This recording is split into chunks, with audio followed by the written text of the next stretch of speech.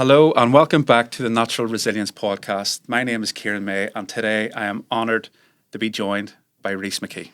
Yes, pleasure to be here. Rhys, thank you very much for coming. I know you're a busy man.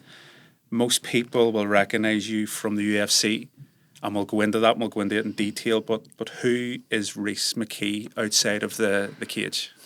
Really interesting question to start with, and one that I knew you'd come with.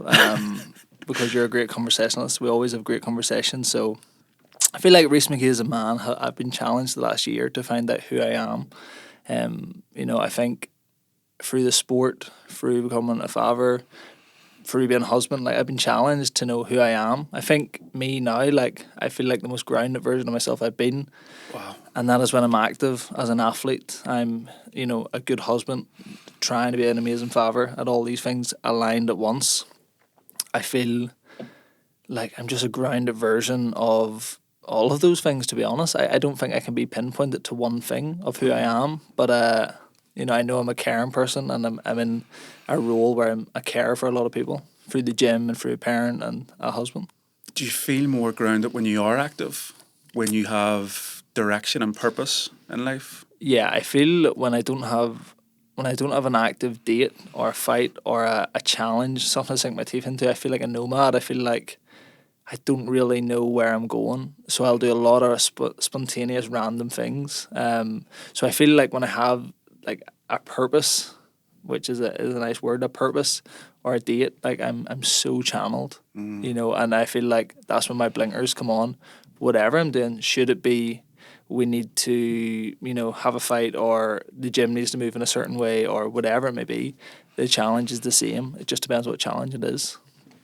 I know people, there'd be people that watch you fighting on television, or they go and watch it in the arena, wherever it is across the world, and they will only see the warrior, they'll only see the fighter. We have had some great conversations, and most of them would be probably quite deep. We talk about meditation and the human journey and finding ourselves and trying to understand deeper aspects of our psyche.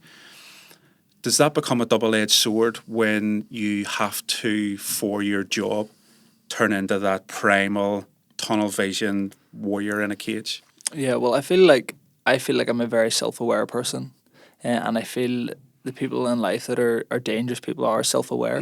I feel like if I have a really good awareness of how I'm acting, maybe something's off in my life, I feel like that can only channel me into the person I need to be.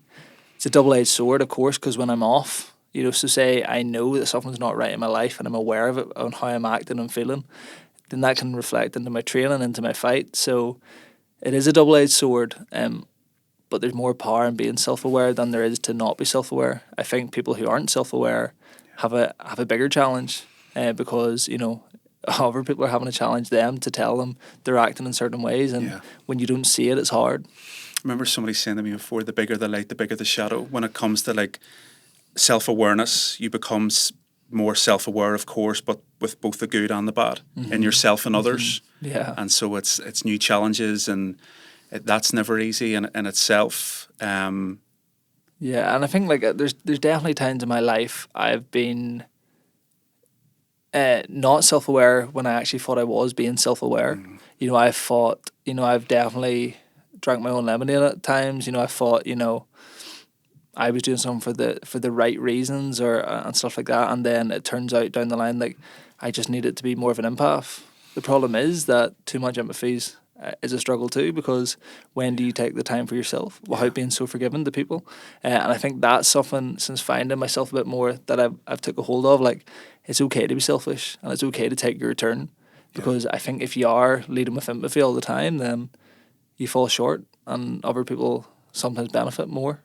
Wow, it's very powerful, very, very true. Talking about empathy, we never got to do it because we're both busy, but before December we were actually trying to organise a self-care day for the two of us. Remember, we were meant to go to the spa and stuff, and I think that's very refreshing. Two big guys talking about things like that. But we were busy coming up to Christmas.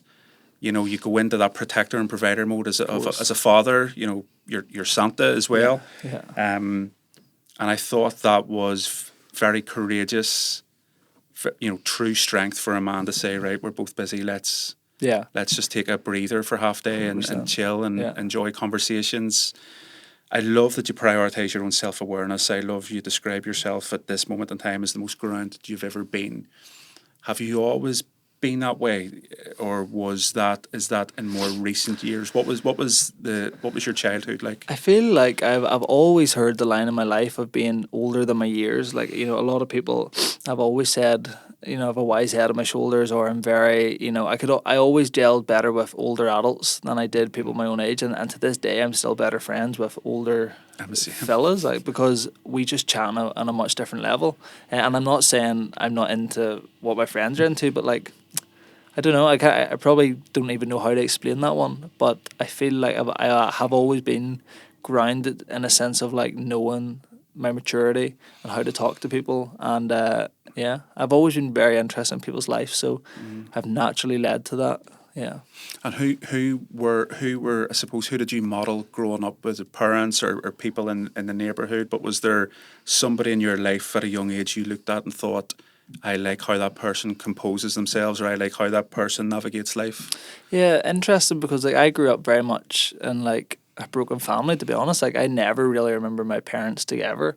I remember one side of the fence and one side of, like, you know, that kind of way, but I can't say, like, I didn't really role model anyone. I knew my dad was extremely hardworking. You know, he was the man that probably put everything I have in me in terms of drive, in terms of like, you know, work ethic and where we want to go in life, and especially being that protector. He was a major protector. So I feel subconsciously I was following him forever, you know, and still to this day aspire to be that level of the man he was. So I don't think I was at the time doing that as a kid. You know, you never look at your parents the same way you do as when you're older, you start to realise. But I feel he was definitely my role model. So he was, yeah. It's fascinating, that whole kind of subconscious program and how it happens such at that young age, and we soak things in like a sponge, Yeah. and then unconsciously mimic kind of patterns growing up. The guy on before you spoke about, you know, to be in business, we hear all these expressions, work smarter, but you can't work smart without having worked hard. Yeah. And you'll know that better than Yeah. anyone, because I always refer to athletes, the intensity that you guys have to train over such a long period of time to get to the pinnacle of your sport. Yeah. It's fascinating, but it also rings true, in my opinion, to anything in life. If you want strong relationships, you have to put in constant work over a period of time. But what was your I suppose first step into, when did you realise you were competitive?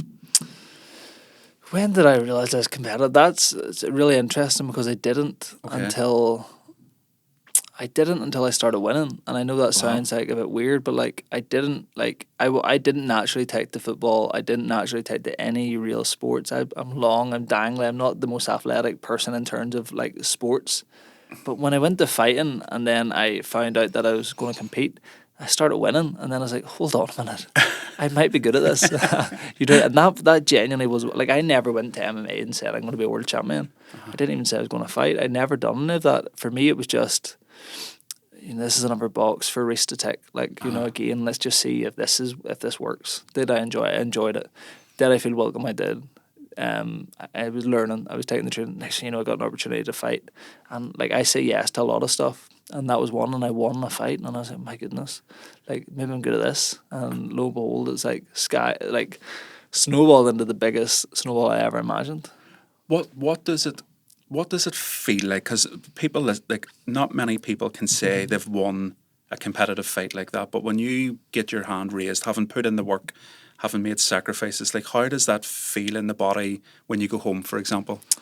That feeling is entirely what it's for. Like I'll say this pretty bluntly. I don't really enjoy the sport that much, but I love the glory. Like, honestly, like, see that feeling, that's what makes me do the 12, 14 weeks of training all year round. That's what makes me do it. That moment of glory. And like it really is a short window. People think it's, you know, a 2-week parade. Like it's a 12-hour high before you know what, you're changing nappies again. Like it doesn't last that long. So like that 12-hour high, it's like, and when I mean nothing else matters, I mean nothing else matters. Is it addictive? Extremely addictive. Yeah. Like extremely, like again, I mean it, like my training nights are horrible. Like I'm, grappling, wrestling, punching, like, fit beasts of a man. And like you're just trying to survive all the time to make it to the fight. Like getting to the fight, sometimes you're like happy days. Now I'm here. I get a week off before the fight, and then I fight. Like, but it's all for the glory. Like the glory is, I can't even describe it. You're just the man of the highest. Like, yeah, it's crazy. It's really crazy. It's fascinating because that 12, 14 weeks, having spoke to some athletes, and including yourself, there's so much that's sacrificed. What I love about, like, you're a doting father and a husband as well. Like, people see Rhys Mc Kee the fighter, but outside of that is, a father, a husband, your family, your friends. You sacrifice a lot. You get up to train. I mean, can you give us an insight into exactly what you do go through in terms of the sacrifice and hard work for a camp? Like, it's hard for me because I always live in Ballymena and I train in West Belfast. So, that's a 45-minute commute already, like one way. So, I'm traveling an hour and a half. I'm realistically missing Ruby's dinner time. I leave the house at 5 p.m. for an evening session. So I miss her or her bedtime, her everything. And then that's me home. I get home at 10:30. I eat dinner at 10:30 at night, go to bed at 11, and then rinse and repeat. It's is it sacrifice, or I was able to fly Rebecca, my wife Ruby, out to Las Vegas, and they watched me. Well, they didn't watch me fight Rebecca. Rebecca did. Ruby was in the hotel over Anthony, but like that's why it's all. That's what it's all for.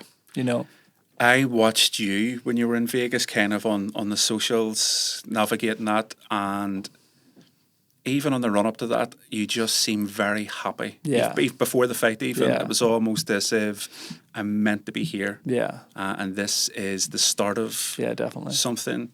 I mean, it's been an interesting year for you because we'll go into like recent successes and the ups, but you've came through a real tough period and had to be resilient and had to display fortitude. But what has this recent 6 months been like for you? I feel like probably if we were to go back 6 months ago, like I probably gave up on myself at a bit of a time, to be honest. Like there was a point when I told Liam Shannon, that like the head coach, like he was very persistent at me at a stage last year, the start of this year, about training and staying at it and stuff, and I just wasn't feeling it. I was just like, at that stage I hadn't fought since last April, so it was almost 9 months out of action. You're not getting really paid because you're not competing. I just didn't really see the point. I was like, I don't really understand. Like, this isn't happening. UFC can literally text me anytime and say we've nothing for you, and you're released. So I didn't feel it. Like, and this was a short window. It wasn't like a massive window. And lo and behold, the UFC got in touch, and honestly, it was like a light switch. I don't know if that worries me a bit for my later career when I am retired. But the minute they said you're back in action, it just flipped. I was like literally found my mojo. How would you describe that? Because again, like you're an elite level athlete in the UFC. Not many people can understand your way of thinking, how you perceive the world. So can you articulate from having a conversation with your trainer, Liam Shannon, to say, I'm not really feeling training. Like I'm running the gym. I've got my wife. I've got my two. Right. Okay. I'm back into that zone. Like what sort of process do you go through internally? It's like a feeling though. It's like when you don't feel it, you don't feel it. You know what I mean? It's like when your gut's your gut. And that's just what I feel like. And that's the difference in going to training thinking, can't be bothered. Or it's the difference in going to training and go, right, when I'm here, I'm going to do this, this and this. This is my plan for training. It's being an operator or being a non-operator. I talked to Liam about, I never call him Liam, I'll call him Shando. So it's weird to call him his proper name on a podcast. I feel like when an athlete's not enjoying their sport, they're ticking boxes. Okay. And that's all they're doing. They're turning up. And I spent a lot of last year turning up just to tick boxes. But the difference is when you start performing, then you start growing and thriving and performing and improving. And that's the difference. And then once that goes, the mindset goes up with it. And it's just like a positive flow you're in. It's amazing. And then your mood and that, I'm assuming when you've got that direction, you've a date set, you're about to enter a camp for a reason. Yeah. You're no longer ticking boxes. I'm assuming your mood, everything just increases with that. everything. It's just such a knock-on effect, and that goes into your personal life, it goes into your business, it goes into your conversation with friends. Like, it's all just so positive.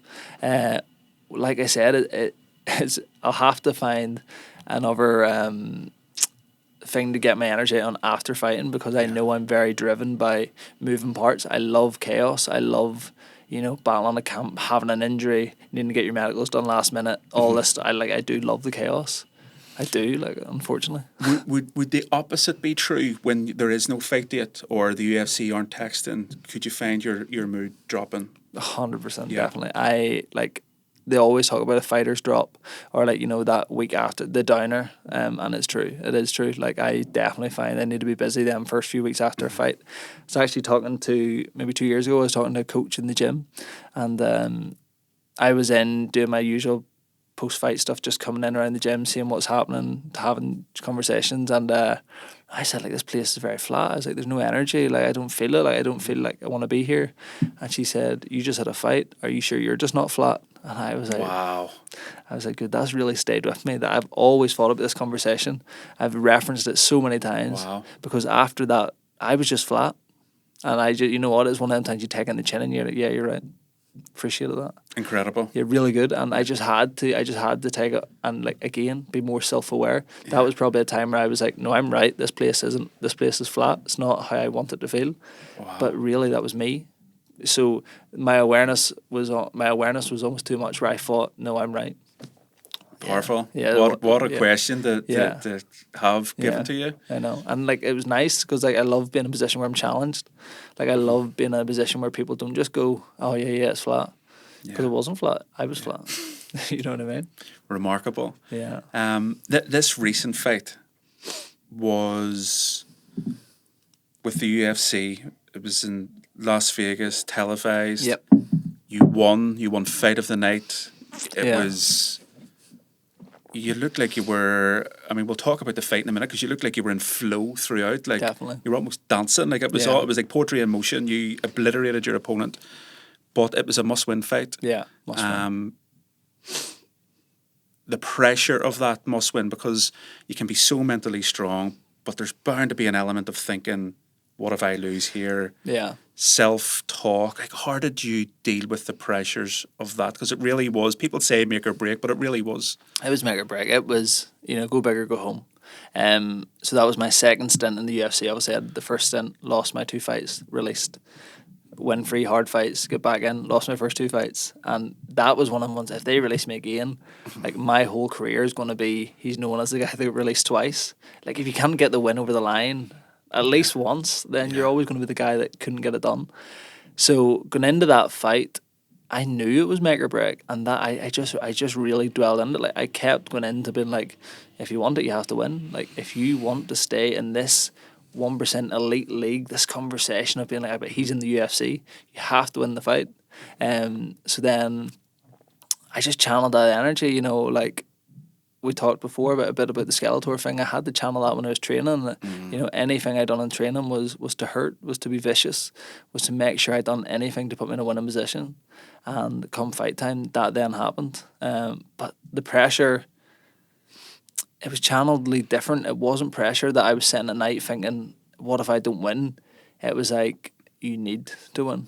Love that. There was no what if. It was you need this. Your back is to the wall, and again, me and Shandon, Pat too, we have conversations 15 minutes here to change your life. Wow. 15 minutes to change your life. You might only need 5, you might need 10, whatever you need. Mm-hmm. You have that window, to change your life. And now I'm in a different conversation. Coming off a win, coming off performance of the night, now we're in a really good position. Yeah. Until the next one. It just goes again. Yeah. Who is Skeletor? Yeah, it's fun too for me, because I'm not an aggressive person. I'm very soft-spoken, very soft person. At heart, I'm not someone who relishes in the violence part of the game. I believe Skeletor is a violent technician. You know what I mean? I love winning the contest. I love outskilling people, and this sadistic part to this is I love drowning people. I love breaking people's heart in the competition. I love knowing that when they look at me in front of me and we're fighting, that they just know I have nothing to beat this man. that for me, like, unfortunately, is a bit of a, like, that's my thing. Yeah. Love that, you know, and I find it's heavily competitive. You know, unfortunately, getting hurt is part of the game at Yeah. times, but I think it's just a byproduct of the sport. You see that with a lot of athletes that have the avatar, like Kobe Bryant had Black Yeah. Mamba, and Yeah. it's going into the cave, going into Yeah. that darker aspects of the psyche. I don't think that, I think very few people will understand elite level performance in that has to come as intertwined, Yeah. you know, and that's why I find you so intriguing, because it is so polar opposite of the violent technician right down to the person's talking about self-awareness and Yeah. emotional intelligence and being open to being challenged and you know, wanting to improve. I remember watching your post-fight interview and knowing that you'd taken yourself to like levels of mindset and psyche, because you were saying like, my hands are made of stone. Yeah. I just know Yeah. that when I'm hurting you, it was like Totally. this supreme Yeah, confidence that you definitely. only see in elite level sports. Definitely. Supreme confidence without being cocky. Yeah. And there's Yeah. this wonderful fine line, and you just played it a blinder. Like, you were so happy, so excited, so authentic. But I just remember that line you were saying is like, my fists are made of stone. Yeah. Yeah. Um, And I remember when I put them in, like, when I put them in the glove, and me and Joe were warming up, and you know, you're just like moving around hitting shots. I remember being like, I am hitting like way harder than I've ever hit before, and I just knew that guy was in big trouble. I listened to, well, I didn't this camp, which is an interesting thing too. I didn't listen to anything he said, and I'll give you my reasons for why. But I got wind of a few things he said about like how I've never. your opponent is this? Yeah. He said basically how I don't hit this hard, and I used that. Then I just kept that line, being like, we'll see who doesn't hit hard, and that type of thing. And I just knew he was in for a shock, and I got reads off him at the weigh-ins. I got reads off him all week. I just knew he didn't have what I have. See, when you say you're picked up on things that he was giving away, perhaps weaknesses, can you share that? Yeah, totally. Like, I feel like when I seen him, and like, so when I seen him at the weigh-in, I remember he put on sunglasses for the weigh-in, and I remember thinking like, are you like, is this show business? Is this like, I want, like, we're going to face off now, like, let's have a face off, not sunglasses. So I thought he was there for the wrong reason. We had the square off, it was fine. I don't feel you ever get much there. And then, but the minute we got behind the stage, he turned around and he spoke to me, and I just remember thinking like, that was like, this is all for show. And he was very like, so there's a thing with fist touches in MMA, and this is why I don't like fist touch or fist tap, whatever you would call it. Like, I feel like it's people just trying to bring you down to a personal level. So, you know, if I go out in a fight and I touch your gloves, oh, sure, he's a nice guy, he touched gloves. Right? I'm like, we're not touching gloves, because the minute I'm in the cage, I am 100% there to take your head off. Like, that is what we're there for. Like, I'm not in Las Vegas to touch gloves and be your friend. All the respect in the world, but once the ref says fight, I'm fighting. So that's why there's no touch gloves. So when someone is a bit standoffish at a weigh-in, and then we get behind the curtain, and the first thing they do is turn around and say, how was your trip? How are you? How's the family? I'm like, it's not for me. Like, that's not what I want to talk about right now. Do you see like a decrease in Rhys and an increase in Skeletor as the closer you get the weigh-ins and fight nights, just tapping into that Yeah. elite level athlete? I feel like that probably comes about 4 weeks out from the fight. Okay. You know, like, at the minute I'm very sociable. I'll go to training and I'll ring people on the way there, and we'll have a conversation, and you know, how's you, how's da-da-da. And then the closer it gets to the fight, it's like, no, it's music. And then the closer it gets to the fight, it's a particular type of music. Okay. And then the closer it gets, is like, you know, a certain, like, maybe it's like podcast that like only give me stuff, you know what I mean? So 4 weeks, I would say, I start channeling in, and then, you know, I get really unsociable. But it's not that I'm unsociable. I just don't have energy to talk about anything else. And not through being fatigued. I just, like, I have a job at hand. I just have really big projects. That's my job, is I have like 2 or 3 big projects every year. And when it's project time, it's on. Love that. I You know? love that analogy. Your wife, how do you and her navigate those 4 weeks out when you're gradually kind of going into it's project management time? So I met Rebecca like maybe a week before my professional fight, my professional debut. So it's all she's ever known, Okay. which does help. But me and Rebecca are very polar opposite in our like personality types. You know, I'm very spontaneous, very like I'll go with the flow. Like if you said, do you want to go for dinner tonight, I'll make it work. Like, you know, that's me. Where Rebecca's planning, she's very like, you know, needs information about what's going on. And I think coming up to a fight, she manages me really well in terms of like, she's just my perfect like counterbalance. She's, you know, when I'm feeling bad, she'll settle me. She'll talk me through the facts of what's actually going on. You know, I maybe had a hard day sparring, but she'll be like, well, this, and this happened this week, so this is why. And I think for me, like, she's the rock in my career. Without her, there's no career. She's also the mother of her child. So, like, you know, if you didn't have a supporting partner in that, like, how would you do it? You know, like, I owe my whole career to her, really, because if she said no, the whole thing's over. Yeah. Like, you know, at the end of the day, we're men, we're fathers, we're providers, and your family is everything. So, you know, the fact that she plays ball so much and allows me to have this time in my life, like, I'm eternally grateful. Yeah. You know, Love that yin and yang aspect Totally. of relationships. I think it works. Yeah. I think that polar opposite works. It's like, it's a 50-50. You've heard of the 50-50 relationship. I'd assume, like, you know, you can't have a relationship with anybody without 50-50. Like, if me and someone's in a relationship, a friendship, whatever, and it's 70-30, as in I'm getting more than given, it'll never work long term. And that's something that I've been honest with Rebecca. Like, at times it's been 60-40. I'm a selfish sports person. So, like, you know, I'm learning now with time that, you know, Rebecca deserves her time too. And I feel like I'm very self-aware in that too. Amazing. I feel so. You've found yourself now in uncharted territories, in that you're just off the back of your first UFC win, fight of the night, expecting a phone call as opposed to being hopeful of one. Yeah. Are you allowing yourself to dream of what is possible should this journey continue? Because I think in Northern Ireland we're very humble. Yeah. Our humility's known all over the world. People love us no matter. I'm sure you get that in the States, but probably a downside of that is we play small. Yeah. Are you allowing yourself to dream of what could be possible here? Like, I know, I do know my level. I know how good I am. I know I do have something special that I can put any man to sleep in the world with the right shot. I know that. For me now, it's very much fixated on the top 15 in the world. That's where I want to get to. That's my next checkpoint. And a lot of people would say that's brash, like coming off one UFC win to 4 losses over the last 4 years. But I know, like, the fighters in that top 50 of the world are, like, I don't stress that I could beat them. I know I will beat them. Should I get that opportunity? So for me, it's get to the top 15 and then it's push on. That's time to reevaluate. I feel for me, I'm locked in the top 15. Yeah. And once I get there, then it's go again.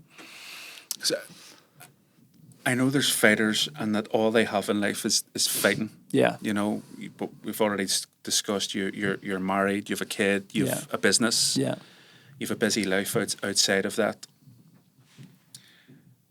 With regards to kind of pushing on in your career and getting into the top 15, how do you practice that self-leadership of time management, energy management? If it is 3 big projects a year, how do you run that side by side with the business, parenthood, relationships, like your own hobbies and health? Yeah, well, you have to build the team. You have to have the team. Like, without me, like in the gym, for example, I'm the visionary. I'm the guy that knows how it wants to feel, sound, smell, what it sounds like. That's me. That's my job. And I get the people in the team that can make all this stuff happen, and I can work with and communicate with and make sure it's all happening. So that part of my life, I just make sure the right people are in the right places. And, you know, I love my team. Like, my team are my family. They're not just friends or workers. It's not like that at all. And they're people I trust with my life because they're running my life in a sense. You know, and all these aspects of my life, I'm extremely busy. But when it comes to project time, all I have to do is focus on one thing, and all the people are in the right places. You know, I think I maybe missed the question there, but no, it's because one of the questions I was going to ask you was, why do you travel from Ballymena to Belfast? What's that? But having watched kind of recent things on the media, there seems to be something really special being created in Fight Academy where you train something that probably only the likes of yourself gets an insight to, but there seems to be something truly remarkable taking place there, and it's much more than a team. You mentioned the word family, but Yeah. is that how strong the bonds are? Definitely. And like, to give you context of why I did go to Belfast, because I think that gives context to how good it is. I live 6 minutes away from the home gym I grew up in, so I was at a gym for 11, 12 years, and it just got to the point where it wasn't a full-time gym, there wasn't full-time athletes, and when I needed, so I was always part-time training in Fight Academy for the last maybe 8 years, and when I went there and you know the career was going well, I just knew I had to be there full-time, and the other gym I was at wasn't full-time, so that shows for any man to travel 45 minutes. There's people that travel from Derry an hour and a half because that's how good it is. Wow. What is going on in Fight Academy Ireland right now is just an investment of time by, you know, the coaches like Pat, Shando, like, or as everyone's calling them at the minute, Pando. They're mixing their names up. It's hilarious. So I have to do it. I feel like they have invested so much time, compound time over like years and years when nobody cared. They showed up when nobody cared. They done stuff when they didn't need to, and they done it thanklessly. Like nobody expected it, and now they're getting now it's all added up, and now they have this hell of a product that everybody's like, how did they do this? But they done it because they done it for years before it was cool. You know, the Paul Hughes, like a phenom that he is, but it's like it's not by fluke. Like if anybody went to Fight Academy 5-6 years ago, they would see the exact same thing they see tonight in the gym, because this stuff has always been going on. It's now just coming to light. You know, like I've been training for 15 years. Paul's in around the same. All these like enigmas that nobody even knows about yet. Like it's just, it's funny because people say what's special, and I'm like, well, rewind 15 years and I'll show you. That's what's special. Like, you know, the special's not done this month. Yeah. It's not the performances are grand, and Paul and me and Paddy, like like another phenom, like it's all just because it's all been done for so long. That's really it. And you said something earlier about like harder and smarter. It's like we have all worked so hard for so long that now it just seems like we're really smart. Yeah. But that's not the case. We just now, like I know, like for instance, I used to train way harder than I probably train now. I used to like run my body to the ground all the time. Where now, like I've done my hard work. There's hard work is still there, but it's smarter now. Yeah. You know, I know when to take a day off. I know when to take a week off if I need it. Yeah. You know, and that's through the 15 years of hard work. I love that expression. I remember hearing a guy talking about, you know, there's so much. I was talking about environment and attitude, and he was saying this, you know, this expression in the business world of work smart, not hard. Yeah. He was like, that's rubbish. Yeah. It's the people that have worked hard and learnt the mistakes and got the bruises and the scrapes, learnt the lessons. They're working smarter is tweaking the hard lessons, but you have to put in the hard yards. And Definitely. I remember, must 5, 6, 7 years ago, Fight Academy putting on like an MMA show as part of the Fela, and these up and but they were you heard them way back then, and those names of Paddy McAllister and Shando of putting in the hard yards of opening a gym in an industrial estate in Poglass, you know, and putting in the graft. But when I think of Fight Academy, I think of a quote by James Clear who said, "Environment is the invisible hand that shapes human behaviour." Yeah. And when you, from the outside looking in, there seems to be an environment of almost like mysticism. Yeah. You know, it's almost like aura. There's a real aura about the gym and the people in it. Yeah. There's a supreme confidence. But of course, having listened to that confidence just comes from we as a team have put in the hard yards, the foundations, the hard graft. And it's really interesting. That's why Shando's a great conversation too, because like the reason I have so much things on in my life, it's hard because sometimes I go in an athlete driven gym like with this aura, but then I almost think about it, well, like this wouldn't be great for people coming in. But then I have to remember that it's not my business, and my business is the project, the fight. Do you understand what I mean? Yeah. Like, so sometimes I feel like, yes, we're all there, we're all peaking at the right time. It's not a very, like, it is a welcoming place, but I can imagine day one beginner, it'd be hard to come into. But like, so sometimes I have to disconnect to that. But like, what a job they've done. Like, honestly, like Shando, like Pat, like unbelievable. Like, I don't even know how, like, I don't even know if they realise what they have done, like, yet. And I think that's the scary thing. Like, I think now it's peaking and people are like getting credit that they deserve, but like it's way beyond that. They're changing lives like forever. Yeah, they seem very unassuming. Like even, you know, after your fight and Paul's fight and people putting them in for pictures, they're almost going on willingly. Like, they will have to be in the limelight here. Whereas, and like I feel like I love my happiest moment in that last fight. Like, was when I see everybody else as happy, if not happier than I am.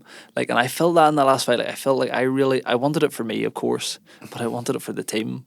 Like, I get to be the first man from Fight Academy Ireland to have a win in the UFC. Wow. Like, and that's etched in stone. That'll forever be a Incredible. thing. And like, to see that in their face, like, you know, means a lot for me. Like, you know, because again, I say a selfless job for them. Like, we don't really get the chance to give them much back. What, we tag them on Instagram twice a week, you know. Like, we don't really, like, they give us way more than we give them.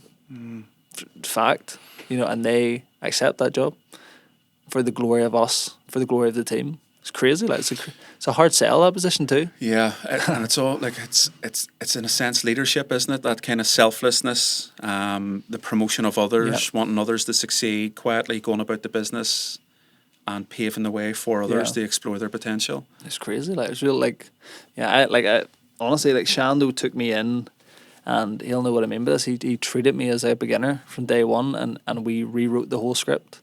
You know, I had a lot of, like, imagine 12 years of bad habits you have, and he could rewrite them for me.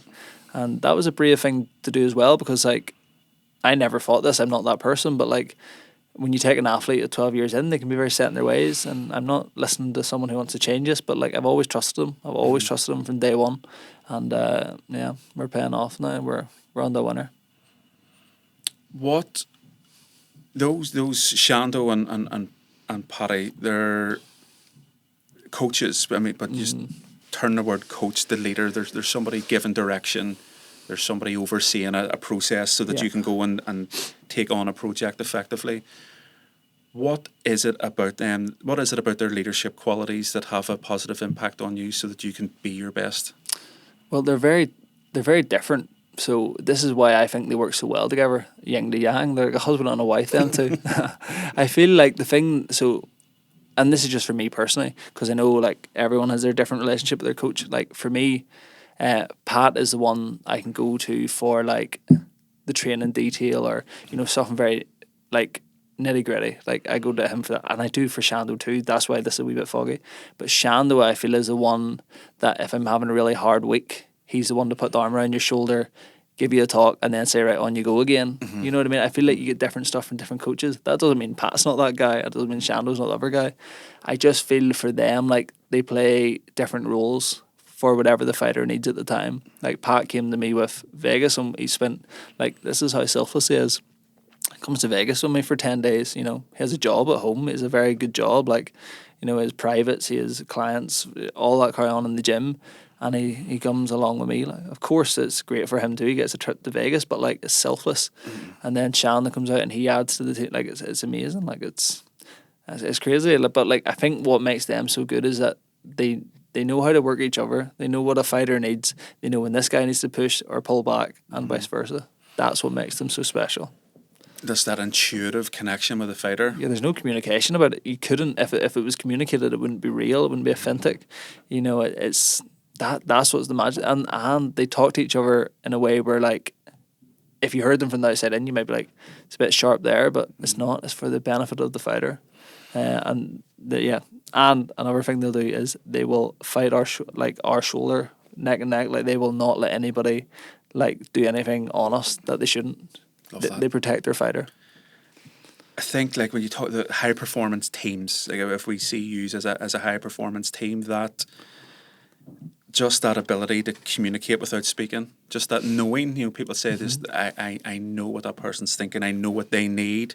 There obviously needs to be trust, there needs to be things that take time to nurture. We're talking, this is your period of working smarter, you've put in the hard yards, but you've also been through hard phases of your journey as a fighter. You've mentioned kind of two separate periods of loss. How do you process that when you've trained so hard? Because we're talking about the fairy tale here of I've trained hard, I've went to the UFC, I've got my hand raised, fight of the night. Like, that's fairy tale stuff. First fighter from your gym to have a UFC win. What's the other side of the coin, like, and how do you deal with that?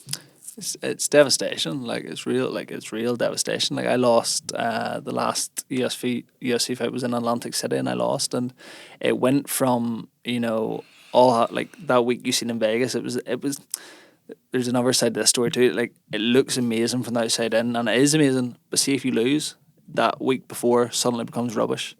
Like so like the week in Vegas, should I have lost that fight, anything we'd done before would have been rubbish. But when you're in it, it's amazing. Do you know what I mean? Yeah. It's all based on the result. So like it's mad. The result changes past time, which is crazy. Like so, if we won, even if the week was rubbish, it was a good week, and vice versa. But it's devastation. It's hard to like fighting's not fair. That's the hard part. You're playing a game that's not fair. It's not about you don't put a timesheet in and say, well, I trained 18 hours this week, or you don't do that. That's not how it is. It's so much more than that. But when it doesn't go your way, when it should have, that is the game. It's like, it's go out on your shoulder, come back on it, real stuff like. How can you kind of compartmentalize it and move on? And if so, how long does that take? You hear some athletes with a big loss are like, it hurt more than anything I've ever experienced in my life. But I knew a couple of days later, I just needed to draw the line in the sand and move on. Is that the case? Yeah, yes and no, because it's like, for me, when I talk about Atlantic City, like the last fight and the loss, like I think about that whole 12 weeks before now, and I have it as a negative in my life. So like, I probably never let go of that. I've probably bit my shoulder about that time, which is so strange, but when you go back into your normal life, you realize you just have to go. Like, this is such a privilege to do the sport, to do any sport, to do any activity at all. Like, we have our health, that's everything, but you're allowed to be annoyed too. I think 1 or 2 weeks after loss, you're back to life. It doesn't mean it's nice, but the hardest part is always come back to that first training session after loss, because you feel like a bit of a failure. Like, to be honest, of course you do. You're in front of your peers. You're the guy who's in the UFC and you lost your last fight, and it's like. But then when you come back in the win, you're like, "Hello, boys." You know what I mean? It's totally different. Like, it's immense pressure in many ways. That. And this is what I wanted to ask you. So we talk about the physical preparation of a camp. What do you do to mentally prepare for, like, that 1% club? Yeah, and I probably used to do more. I used to do a lot more probably. Like, I was big into journal at a stage of my life. I was big into like visualization at a time in my life, and I feel like now it's just a wee bit different, and I feel like I'm just busy in my life, but I feel like I don't realise that I'm doing a lot of stuff. You know what I mean? Like, I journaled for this last fight, the week of the fight only. That was the only time I must have needed it to do that. Like, so I journaled then. I always do self-talk in a sense of like, when I get up to training, like I'm always talking to myself, always, like, not in a, like, you know exactly what I mean, not a psychotic way, but like in a way, like I'm always thinking about what's going to happen and what would happen if this happened. And I feel like, so I can say I'm not doing anything, but I suppose I am doing stuff. I just, like, I've been doing it that long, I don't even realise I'm doing it, which is really hard to give advice to people, because it's like, do something so much that I don't know how to explain it. But that's the advice right there, isn't it? That repetition, like, and it's the a hard repetition. Work. It's a repetition, and it's just always doing what you know makes you feel grounded. Like, the more you feel your feet beneath you and you feel like you're in control of your ship, I think is better. Like, I feel at times when I feel everything's going a bit askew, you need to like pull back and like settle yourself again and then go. Love that. And what works for you when you need grounded? When you're thinking, right, okay, I need to anchor myself here. Well, a real bad habit I have at the minute is phones. Like, but I know for a fact, and I wish I could do this every week. I could do this every day. If I spend 12 hours off my phone, go to Galgorm or wherever the spa is, use some of their facilities and just chill out and don't talk within reason to people, like, you'll self-center. Like, you'll automatically. You're going to Skeletor. Not speaking to people of a project. But you'll automatically like go into yourself and just spend a bit of time with yourself. Yeah. I'm a huge family man, so if we got to go down to the coast, have a nice coffee, drive, that's perfect too. Yeah. And that will always self-center. Like, but it's hard. Like, life's hard to balance. Life's hard to balance, but also the answer is usually simplicity. Yeah, isn't it? Just turning the phone off, getting into nature, just breaking away from the chaos. I think sometimes we don't realise we voluntarily step into it. The dopamine, the rush, the false sense that we need to be busy when the answer sometimes is just that. And I am an adrenaline hunter, so like if someone asks me for something and I know it's a wee bit of a challenge, I feel like drawn to it. You know, there's a good statement like if you need an answer now, the answer's no. Like, you know, if someone asks you to do something now, your answer should be no. If there's the pressure on it now, and like if we can pull back from them conversations and be like, let's just chill a bit and we'll see if it works. Yeah. You know, it's like learning to say no a bit more, and you know, not having a reason to say no other than you need a bit of time for yourself. Yeah. It's fine too. Like, you know, if someone asks you to do so, go for a coffee, you're like, oh, I can't, I'm doing this. Why not just say, I just don't have time? Yeah. That's fine. Like, it's so honest, Yeah. you know? So we all know in our gut what's right and wrong, and we have to help ourselves. We're talking before too. Like, you have to help yourself. I remember one of our first conversations was on the power of saying no, about how much of a powerful word it is, and the, you know, you hear things now like having boundaries, and but at the core of it, I think a lot of it's just self-confidence and self-respect. You say, like, it's, I'm saying no to you, but I'm saying yes to myself. Yeah, 100%. You know? I feel like I was thinking that too, and like we're going through a bit of a change in the gym at the minute, and it's really hard, but it's, you know, people came forward with like whatever issues, and like, no, like this is yes to me and no to you right now, like, and it's not out of like we have to make educated decisions or on whatever part of our life, business, social, personal, whatever it is, and you have to do what's best for you at all times, and everybody should do that.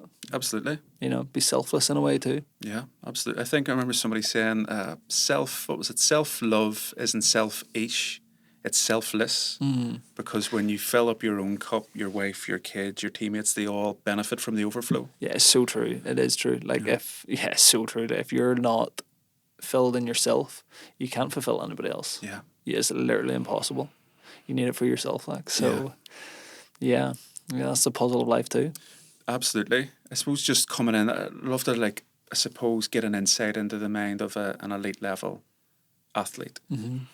You've trained for 15 years at an exceptionally hard level, and loads of research coming up around sleep and nutrition and hydration. How difficult is it, or is it now just an unconscious lifestyle that you live within those parameters of good food, good sleep, good hydration, you know, connection with the right people?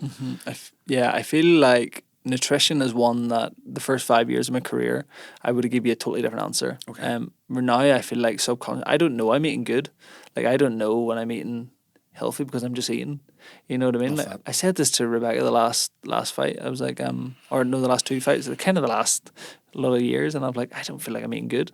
And she's like, what do you mean? And I'm like I'm not watching calories, but she's like, you're literally just a robot who just knows what to do, like what to eat, like, and even to the point where like my body will drop, like I'm not even tracking calories, and my body's weight's going down because I feel like my body knows it's time to do what we do.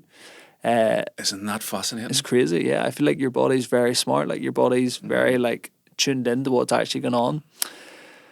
So yeah, I feel like you know, what is it, don't count the pennies, or count the pennies and you never count the pounds kind of thing. It's like I feel like I've perfected them smaller details for so long that I don't really need to focus on them.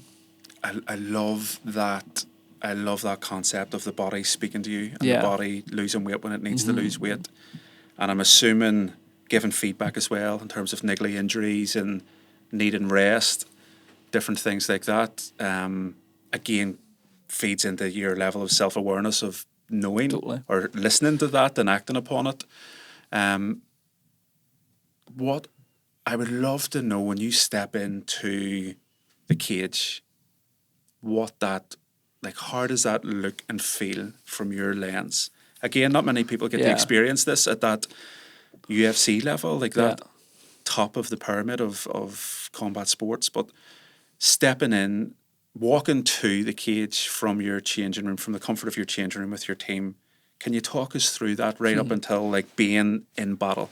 Very uncomfortable day. Like, it's a very uncomfortable day. It's not enjoyable, which is the strangest part. So like, we'll wake up fight day, and when you wake up, you know, like, this is the day. Well, even sooner, after you weigh in, I feel like you have the realization, I'm in a fist fight tomorrow, and you're up for it. It's great, but deep down, you know you're in a fist fight. So you go to eat your dinner with your team. It's all great vibes. We're not fighting today. But I feel like once your head hits the pillow, you know, right, the next time I wake up, we're on. So you wake up, you do your pre-morning fight or warm up, go for breakfast, and during the day it's just gradually you're looking at the phone, the hours are getting closer, and then pick up time maybe from the hotel. I think maybe 2 o'clock, and that for me is the worst drive in my life. Okay. Every time. So I'm sitting in the bus, headphones on, hood up, literally just thinking like, why do I do this? Like it's all on now. Like we are on. Let's say it was a 20-minute drive to the Apex, and but when we got there and we get in, it's all like it's different. It's on then. It's like I just feel like that's me. Once I have that most uncomfortable, I can't even stress how uncomfortable that drive is for me. Like if that bus crashed, I wouldn't be annoyed. I'd be like happy days, this thing's off. But once we get there, I'm in. You meet your commissioner, they stay with you, and I feel like it's performance time then. You get your shorts on, you do all that going on, and then when it's time to walk, you've always heard fighters probably talk about, you're up in 15, 10 minutes, 7 minutes, 5 minutes, right, we're walking. That's kind of the talk. And that's hard too, but it's an anxiety. It's like, let's get it done. So before this fight, it was very much right, we had like mantras, like, not so nice. They were like, oh, like he has to pay for it, he must hurt, all this stuff, like it has to be vicious. Like, we weren't looking fight of the night, we were looking performance of the night. Fight of the night suggests it's even, performance suggests it's one-sided. Wow. So like that stuff for us was very important. And it was literally a case of like, let's break his heart and make him never want to see your face again. So we walked to the cage. This is me giving you a very walkthrough, so I don't know if this is what you want, but it's what Absolutely, you're getting. this is fascinating. So like I walked out and the Apex was fun because Rebecca, I was given 4 tickets. The only one person I had there was Rebecca. So she was sitting. I remember you'll see me walking out, I see her and I give it a wink. And for me, I was so relaxed. I got in the cage and it was just, I remember like saying like, it feels good to be back here. That's what I said. You'll see me like reaffirming that, and I like touched the round of the cage, and it was just like that. I feel like I was grounding myself too. And me and Frinza had a nice moment where he stared at me, and we're in that stage now where I'm fighting you in about 90 seconds. So I'm not taking my eyes off you, and I walked towards the centre, and so did he. And I was kind of like, right, let's see who steps back first, and it wasn't me. And I was just like, it's a good sign, and yeah, from that, like it's like you're so like, I know like in fight mode I can smell better, I can hear better, I can feel better, like I can feel like the wraps on my hand, like when we're like out of a fight, because I'm so centralized to that feeling. Wow. I always remember the smell of blood. Like I can smell blood when I smell, because I'm like, that's how much you're in it. You're shark-eyed, you know what I mean? You're totally shark-eyed. But then once the ref says fight, it's like, okay, here we go. Wow. Here we go. And it's phenomenal. Like that flow state that they talk about, it is the epitome of human performance, really, when somebody has trained mentally and physically for a set period of time. They get in the best mental and physical condition they can be. They go toe-to-toe with somebody that's done the exact same. Yeah. Yeah. Any conversation in a changing room will go from, so say if you are an hour out, remember when he does this, do this. When he does this, do this. When you do this, he'll do this, you do this. That's where they go. That's where they start. Say by the end, all you're talking about is, listen, you know everything. It's flow state. You're in that mode now. When he does it, and you'll just react. And it's totally true. See, if you don't have that feeling before the fight, it's hard too, because I've been there in times where like I didn't feel it as much, and it's hard. But that last time, I was like, I said to Shanda, I was like, I'm just 2 or 3 steps ahead here. Like I see everything. I'm so present. Wow. So present. Then you just have to back it up. So then when you start to feel it unfold and it's going the way it's going, you're like, well, you don't even realise at the time. You're just in it so much. I love those little mental cues, the mantras. Yeah. The difference between performance of the night and fight of the night, and that kind of mental conditioning. Yeah. Because in a sense, you almost are, like, it's not just a physical fight camp, it's a mental preparation as well throughout those 12 weeks of, definitely, I am the best, I've an answer for every question he has of me. Yeah, one of the best things Pat's is doing, so like, the best example of my example, he does this for all the fighters. I was fighting a guy called Jimmy Wallhead, and so when I was sparring in the gym, Pat would be there cornering as he does, and he would always shout, "Come on, Jimmy, like he's nothing here," or "He's just a young kid." Jimmy was like an older fighter coming back, So he's giving you the sounds all the time, and lo and behold, in the fight, you're going to hear the same stuff. So you're just familiar with it. Like that's like I believe that like that seems mad. Like if you come up to the gym and watch, you'd be like, Pat's a bit crazy, and he is a bit crazy, but like it's so like it makes so much sense. All fight week in Vegas, he kept saying like we would be sitting in the PI, and I'd be like, "This is unreal." He's like, "Well, you have to win then, don't you?" Like like you would think you would listen and be like, "He's not that sound, he's not that nice," but he knows exactly what I need. I am definitely that guy like who needs very much like told A B A B. That's all we need. I don't need beat around the bush. I need to tell me exactly how it is. And he does that for me. Like. So you hear in the corner him shouting, he must hurt. You hear him shout vicious. All that stuff's there.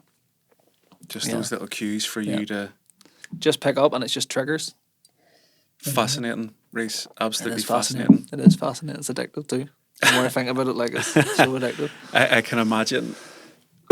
To finish, are you allowed to, or do you know what the rest of the year holds for you for other fights? Well, I'm hoping for 2 more. I feel like 2 more will be active. I haven't had free fights a year since I think it's something as early as 2017, which is not fair. Like it's just the way the sports went, and COVID was in there, of course, and hard times with the UFC. But I feel like this is my free fight year. I'm 29 now. I want to fight, active until I'm 34, 35. I have a lot of other life to live, and I mean that in the nicest way. I'm going to get out on top. I'm going to get out when people maybe have a question of what else could I have done. So for me, like that's another 5 years, or 3 a year. Pretty busy, but like that's what I want now. I want activity. So I am hoping for 2 more this year. Do you feel as if you're in the flow of life? You've entered your prime? Yes and no. Like athletically, I feel I'm performing well. I feel like, athletically I'm definitely in my prime. I feel I haven't got the balance of life totally figured out just yet. Becoming a parent is a major change. That's the one that really took me for 6. Like that's the hard one. I feel like if we have that balance out with business, the child, family, and training, it would, I would have it all worked out. Will I ever have it worked out? I don't know, but it's working. I think that's why I respect you more, because I know you've a young child at home. You have a business that's running in the background as well. Like not many not many professional fighters can say, I have a full-time job, I employ people, I have a gym running, I have a child, I have a marriage. Like you've got the full spectrum of life. It's not the blueprint, and I understand why it's not the blueprint. To be totally honest, like it's not the blueprint because it's really hard, and sometimes sometimes you're dealing with situations you're like, I don't get this. I don't understand why I've actually opted for this position. But it's because like there's just so much stuff I want to do in my life, and I just love being a facilitator of good stuff. That's why the gym's there. Like love the gym because it can we're literally changing people's lives. Like it is unbelievable. Like it's mad. I meet people and their wife says how good their husband is because he started training in your gym, and I'm like, pulls my heartstrings every time. I love you. I'm the facilitator of good times. Yeah. I think that's important. Class. Well, Rhys, I am genuinely from my heart wishing you all the best in the next couple of years, especially this year. Hopefully you get your 3 and 3 more wins. Appreciate it, sir. Thank you very much. So much. Cheers, much appreciated. Thank you.